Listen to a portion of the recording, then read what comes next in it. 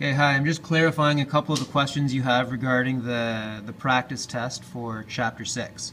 So the first one was find the equation of a circle with a radius of x minus 6. And looks like I didn't clarify that it was the equation of the area of the circle. So that's my fault for an ambiguous question. Let's find the area of a circle with a radius of x minus 6. So as you know, the area is pi r squared, r being the radius. And if the radius is x minus 6, that means that the area of the circle is pi times x minus 6 squared. And then looking at your quizzes, there's a bit of trouble just squaring this properly. So remember, if you were to expand it out, you would use FOIL. So we have pi times x squared minus 6x minus another 6x and then plus 36. And it was these guys that you were missing on the quiz. So it should be pi times x squared minus 12x plus 36. And that's a complete answer for finding the equation of the area of a circle with radius x minus 6.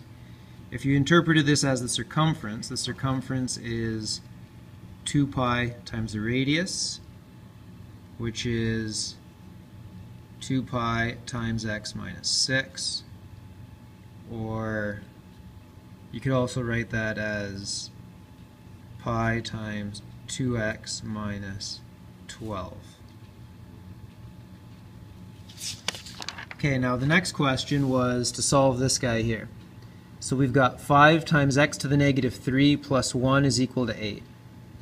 It starts out as a simple algebra question. So we have 5 to the x minus 3, and I'm going to subtract 1 from both sides. So we have 8 minus 1, giving us 5 times x to the minus 3 is equal to 7. Our next step, we're going to get rid of this 5. So we've got x to the negative 3 is 7 over 5. Finally, and this is the trickiest part, we have to get rid of this exponent. Both sides, if we consider this side here is raised to the negative 3, I'm going to raise both sides of the equation to the negative 1/3. So I've got negative 3, x to the negative 3, and I'll raise that to the negative 1/3.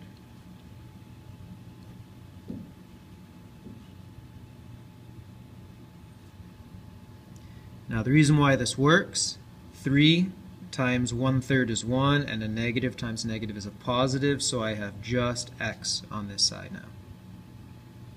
On the other side, I've got a negative exponent, which I can interpret as the reciprocal, so I'm going to flip that fraction over. So this is 5 over 7 to the positive 1/3. I dealt with that negative by flipping the fraction over.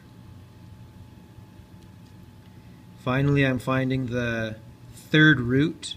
An exponent of 1/3 is indicating to find a third root. I'm going to find the third root of 5 over 7.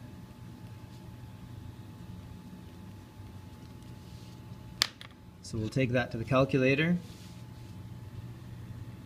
So I've got 5, I'm going to divide it by 7. And now I want to find the third root of this, so I'm going to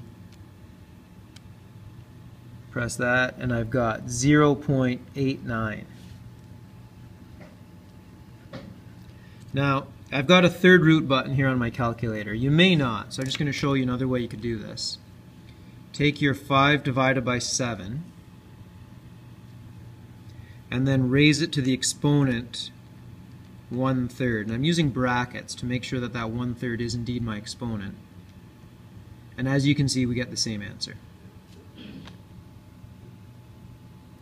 Okay, I hope this helps.